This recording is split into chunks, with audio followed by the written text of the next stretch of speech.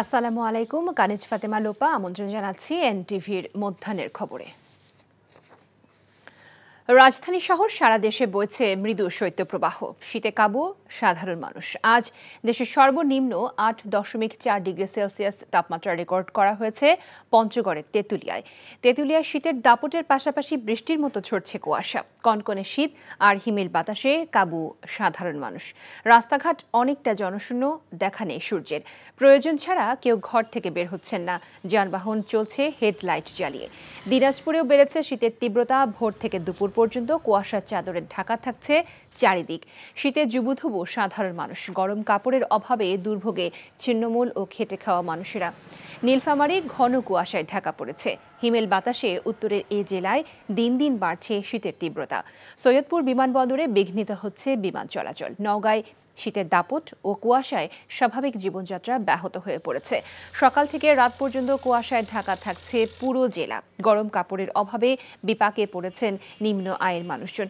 নওগাঁর বদলগাছিতে সর্বনিম্ন তাপমাত্রা রেকর্ড করেছে 10.7 ডিগ্রি সেলসিয়াস।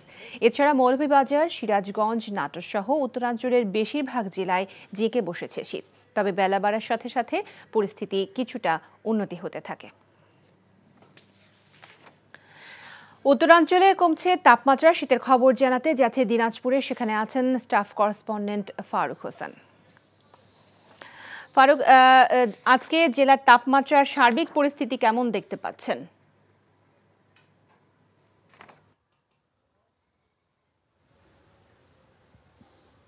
লোপা, আজকে আপনার তাপমাত্রা 11.2 ডিগ্রি সেলসিয়াস এবং বাতাসের যে আপনার গতিবেগ এটি কিন্তু ঘন্টায় 2 কিলোমিটার বেগে বইছে। আরেকটি জিনিস মানে আপনাকে বলে রাখতে চাই যে এই প্রচণ্ড শীতের কারণে কিন্তু আপনার এই যে সমস্ত আলু ও চাষি রয়েছেন তারা কিন্তু অনেকটা বিপাকে পড়েছেন, কারণ আপনার আলুতে কিন্তু লেট ব্রাইট একটি রোগ হচ্ছে। এই রোগের কারণে কিন্তু আলুর ক্ষতির সম্ভাবনা দেখছেন কৃষকরা। আর আপনার কি বলে শহর এবং গ্রামের যে আপনার শীতের তীব্রতা, গ্রামের দিকে কিন্তু শীতের তীব্রতা অনেক বেশি থাকে, অর্থাৎ খোলা হওয়ার কারণে বাতাস বয়ে যায়। এই কারণে আপনার শহরের চেয়ে গ্রামের দিকে কিন্তু শীত বেশি। আরেকটি জিনিস বলে রাখতে চাই যে আপনার যে সমস্ত নদী চরাঞ্চল এলাকা রয়েছে এই সমস্ত এলাকার মানুষ কিন্তু গরম কাপড়ের অভাবে খুবই কষ্টের মধ্যে দিন কাটাচ্ছেন। আরেকটি জিনিস বলে রাখতে চাই যে আমি সকালেও একজন চিকিৎসকের সাথে কথা বলেছি, শিশু বিশেষজ্ঞের সাথে। তিনি আমাকে জানিয়েছেন যে বিশেষ করে শিশু এবং যারা বয়স্ক মানুষ রয়েছেন তারা যেন আপনার শীতের মধ্যে যেন না বের হন। প্রচণ্ড ঠান্ডা লাগলে কিন্তু হুপিং এবং বিভিন্ন ধরনের শীতজনিত রোগ। দিনাজপুর থেকে জানছিলাম শীতের খবর। সারা দেশে জেঁকে বসেছে শীত। দেশের উত্তর অঞ্চল সহ বিভিন্ন অঞ্চলে বইছে মৃদু শৈত্যপ্রবাহ। আবহাওয়ার পরিস্থিতির খবর জানতে আগারগাঁও আবহাওয়া অধিদপ্তরে আছেন আমাদের সহকর্মী নূর হোসেন। চলে যাচ্ছি তার কাছে। নূর, দেশে বিভিন্ন অঞ্চলে তো মৃদু শৈত্যপ্রবাহ বইছে এবং সেই সাথে ঢাকায় শীতের সাথে আমরা হালকা বাতাস অনুভব করতে পারছি। এই বিষয়ে আবহাওয়া অধিদপ্তর কি বলছে, কি তথ্য পেয়েছেন আপনি?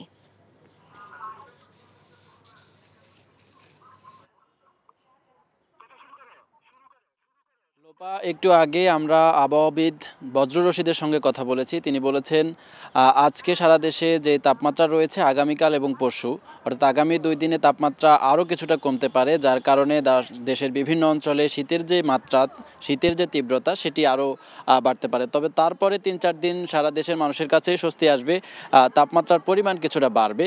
এরপরে 19 এবং 20 তারিখের পর থেকে, অর্থাৎ এই মাসের শেষের যেই 10 দিন আছে সেই 10 দিন দেশের উত্তরাঞ্চলের যে 2টি বিভাগ আছে রাজশাহী এবং রংপুর, এই 2টি বিভাগের উপরে মৃদু থেকে মাঝারি শৈত্যপ্রবাহ প্রবাহিত হবে। তবে তীব্র শীত অথবা এই ধরনের কোনো সম্ভাবনা এই মাসে নেই। জানুয়ারি মাসে সারা দেশের বিভিন্ন অঞ্চলে তীব্র শৈত্যপ্রবাহ প্রবাহিত হওয়ার একটি কথা তিনি জানিয়েছেন। আবহাওয়াবিদ বজ্র রশিদ যেমনটি বলছিলেন, আসলে গত কয়েক বছর ধরে এই দেশে বাংলাদেশের আকাশে ঘন কুয়াশার কারণে তাপমাত্রার পরিমাণ আমাদের যে ঠান্ডা লাগা সেটি একটু বেশি অনুভূত হয়, কারণ রাতের বেলা যে তাপমাত্রা থাকে দিনের বেলাও ঠিক একই রকম তাপমাত্রা থাকে, যার কারণে মানুষের কাছে শীতের তীব্রতা সেটি বেশি অনুভূত হয়। এটার কারণ হিসেবে তিনি বলছেন যে আসলে আমাদের যেই ধুলাবালি এবং পলিউশনগুলো হচ্ছে, বায়ু দূষণ হচ্ছে, সেই কারণে এই তাপমাত্রাটা একটু কম অনুভূত হয়। লোপা, আমরা জানছিলাম শীতের খবর। এদিকে ঘন কুয়াশার কারণে বন্ধ থাকার প্রায় 6.5 ঘন্টা পর পাটুরিয়া দৌলতদিয়া নৌরুটে ফেরি চলাচল স্বাভাবিক হয়েছে। বিআইডব্লিউটিসি জানায় বৃহস্পতিবার রাতে ঘন কুয়াশার কারণে ফেরির মার্কিং বাতির আলো অস্পষ্ট হয়ে যায়, তাই নৌরুটে দুর্ঘটনা এড়াতে রাত 3টার পর থেকে পাটুরিয়া দৌলতদিয়া নৌরুটে ফেরি চলাচল সাময়িকভাবে বন্ধ রাখা হয়। ফেরি চলাচল বন্ধ থাকায় নৌরুটের উভয় ফেরিঘাটে যানবাহন আটকা পড়ে দীর্ঘ যানজটের সৃষ্টি হয়। কুয়াশা কেটে গেলে সকাল 9:30টার পর থেকে ফেরি চলাচল আবারও স্বাভাবিক হতে শুরু করে।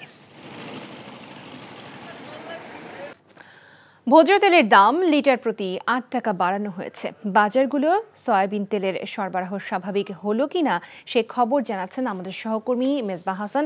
এই মুহূর্তে তিনি আছেন রাজধানীর টাউন হল কাঁচা বাজারে।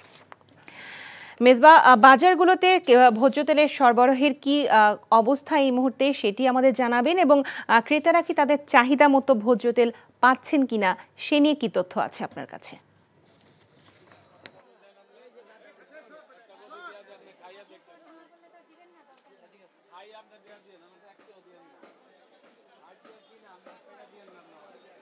লোপা, বাজারে তেলের সরবরাহ ঠিক করতে কিন্তু 8 টাকা দাম বাড়িয়ে দেয়। তারপরে কিন্তু এখন পর্যন্ত আমরা বাজার, কারওয়ান বাজার সহ মোহাম্মদপুর টাউন হল বা 2টি বাজার ঘুরেছি, কিন্তু ভোক্তারা কিন্তু পর্যাপ্ত সরবরাহ এখনো পর্যন্ত পাচ্ছেন না। এবং খুচরা যারা বিক্রেতা আছেন তারা যেটি বলছিলেন যে কোম্পানি 2-1টি কোম্পানি ছাড়া কিন্তু কোনো কোম্পানি কিন্তু বাজারে পর্যাপ্ত সরবরাহ তারা নিশ্চিত করতে পারছেন না। তারা যেটি বলছিলেন মানে একে অপরের দোষেই তারা দিচ্ছেন, খুচরা বিক্রেতারা ডিলারদেরকে দিচ্ছেন এবং ডিলাররা বড় বড় কোম্পানিকে দিচ্ছেন, কিন্তু আলটিমেটলি এর কোনো সমাধান আমরা এখন পর্যন্ত যে বড় বড় কোম্পানি যেগুলো আছে তারা এখন পর্যন্ত বাজার সরবরাহ নিশ্চিত করতে পারেনি 8 টাকা দাম বাড়ানোর পরে। খুচরা বাজারেও খোলা যে তেল আছে সেটি বাজারে অনেক ক্ষেত্রে কিন্তু বাজারে খুচরা তেলের সংকটও তৈরি হয়েছে। সংকট ঠিক না, এটি বলা যায় যে মানুষ কিন্তু খুচরা তেলে আগ্রহী, বোতলজাতে যে আগ্রহীটা তৈরি হয়েছিল সেই আগ্রহটা কিন্তু যার কারণে মানুষ ঝুঁকছে আসলে যে সানফ্লাওয়ার তেল অর্থাৎ সূর্যমুখী যে তেল আছে সেই তেলের দিকে মানুষ। এছাড়া রাইস বন্ডে কিন্তু বেশি দামেই মানুষ কিন্তু কিনতে বাধ্য হচ্ছেন অনেক ক্ষেত্রে। এছাড়া লোপা আরেকটু বাজারের পরিস্থিতি জানিয়ে রাখে, শীতের মৌসুম আসলে চলছে, সেই অনুযায়ী বাজারে খুব একটা স্বস্তির খবর কিন্তু ভোক্তারা আমাদেরকে দিতে পারেন, এবং যারা বিক্রেতা আছে তারাও বলছিলেন যে শীত যেহেতু পড়েছে সেহেতু শীত আসার সাথে সাথে আরও কিন্তু সবজির দাম পরবর্তীতে আরও কমবে। এই ছিল বাজার নিয়ে সবশেষ। লোপা, রাজধানীর বাজারের ভোজ্য তেলের সরবরাহের খবর আমরা জানছিলাম। দখলদারিত্ব না থাকায় বদলে গেছে ঢাকা বিশ্ববিদ্যালয়ের চিরচেনা চিত্র। গেল 4 মাসে জোর করে কাউকে রাজনৈতিক কর্মসূচিতে নেওয়া হয়নি, বিলুপ্ত হয়েছে গণরুম, নেই গেস্ট রুমে শিক্ষার্থীদের নির্যাতনের ভয়াবহ সংস্কৃতি। যে কোনো মূল্যে এমন পরিবেশ অক্ষুণ্ণ রাখার প্রত্যাশা শিক্ষার্থীদের। ইতিবাচক রাজনীতির আশ্বাস দিচ্ছেন ছাত্রনেতারা। নূর হোসেনের রিপোর্ট, ক্যামেরায় ছিলেন রাজু আহমেদ রুবেল। কোটা সংস্কারের দাবিতে ঢাকা বিশ্ববিদ্যালয়ের এই চত্বরে জুলাই গণঅভ্যুত্থানের সূত্রপাত হয়।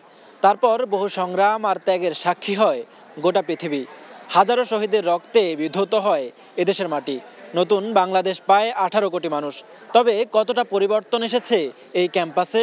আপনি যদি এখন মধুর ক্যান্টিনে যান, আপনি খুব একটা অ্যামেজিং দৃশ্য দেখতে পারবেন। সেটা হচ্ছে আপনি দেখতে পারবেন যে 3টা ছাত্র রাজনীতির অর্থাৎ 3টা দল 3 পাশে টেবিল নিয়ে তারা তাদের সদস্য সংগ্রহ করছে। একজন ছাত্র সে ফেসবুকের কোন পোস্টে গিয়ে রিয়াক্ট করতেছে, কোন পোস্টে গিয়ে কমেন্ট করতেছে, এগুলি অবজার্ভ করা হতো।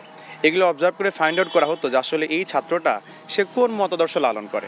একই সঙ্গে শিক্ষার্থীরা বলছেন দীর্ঘদিন ক্ষমতাসীন ছাত্র সংগঠনের দখলদারিতে থাকা হলগুলো এখন অনেকটাই দখলমুক্ত, চলছে প্রশাসনের নিয়মে। একটা শিক্ষার্থী যখন হলে উঠতো তাকে নিয়মিত গেস্ট রুম করতে হতো, প্রোগ্রাম করতে হতো, এমনকি হল গেটে তাকে ভয় নিয়ে চলতে হতো যে কোন ভাই কোন দিক থেকে দেখে ফেলে।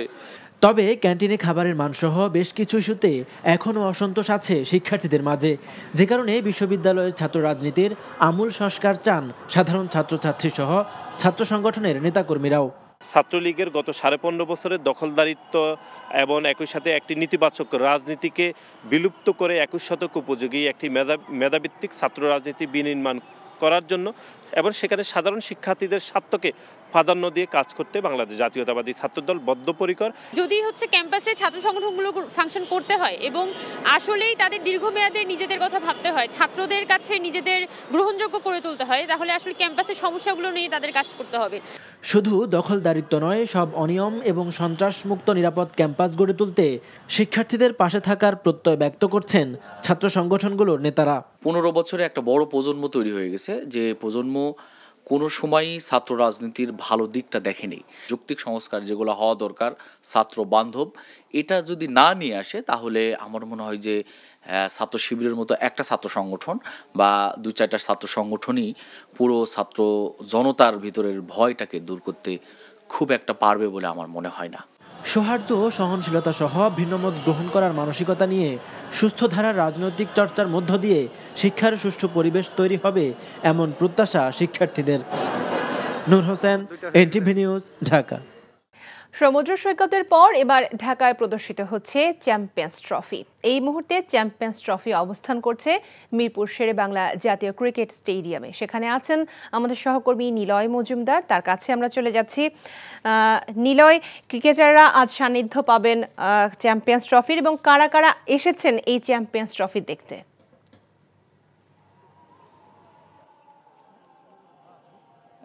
এই মুহূর্তে কোনো ক্রিকেটার এখন আসতে পারেনি, যেহেতু বেশিরভাগ ক্রিকেটারই জাতীয় ক্রিকেট লিগ খেলতে ব্যস্ত আছেন সিলেটে, সেই মুহূর্তে এ কারণে এখন আসতে পারেনি। তবে চ্যাম্পিয়ন্স ট্রফির সান্নিধ্য পেতে এখানে উপস্থিত হয়েছেন বিভিন্ন গণমাধ্যম কর্মীরা।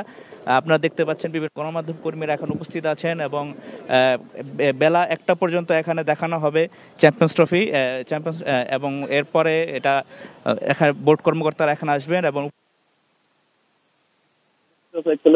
সময় কাটাবেন।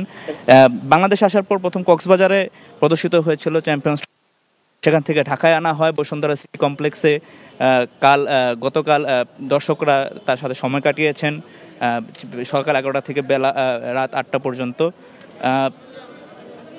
এই মুহূর্তে সর্বশেষ খবরে যা জানা গেছে যে এই মুহূর্তে বোর্ড কর্মকর্তারা উপস্থিত না থাকলে ফেব্রুয়ারি থেকে 5 মার্চ পর্যন্ত অনুষ্ঠিত হবে চ্যাম্পিয়ন্স ট্রফি। 1996 সালের পর এই প্রথম পাকিস্তান অনুষ্ঠিত হচ্ছে চ্যাম্পিয়ন্স ট্রফির মতো আসর। তবে মডেলে হবে বা হাইব্রিড মডেল হবে কিনা তা নিশ্চিত না হলেও বাংলাদেশে এই ট্রফি ট্যুরে এসেছে এই মুহূর্তে ট্রফিটি। এরপর বাংলাদেশের পর চলে যাবে দক্ষিণ আফ্রিকা। এই ছিল মধ্যাহ্নের খবরে। এই খবরে ভিডিও সহ আপডেট জানতে ভিজিট করুন এনটিভি অনলাইন www.ntvbd.com। এছাড়াও এনটিভির জনপ্রিয় সব অনুষ্ঠান ও খবরের আপডেট জানতে ভিজিট করুন আমাদের ইউটিউব ও ভেরিফাইড ফেসবুক পেজ। 2টায় দুপুরের খবর দেখার আমন্ত্রণ রইল। সবাইকে ধন্যবাদ।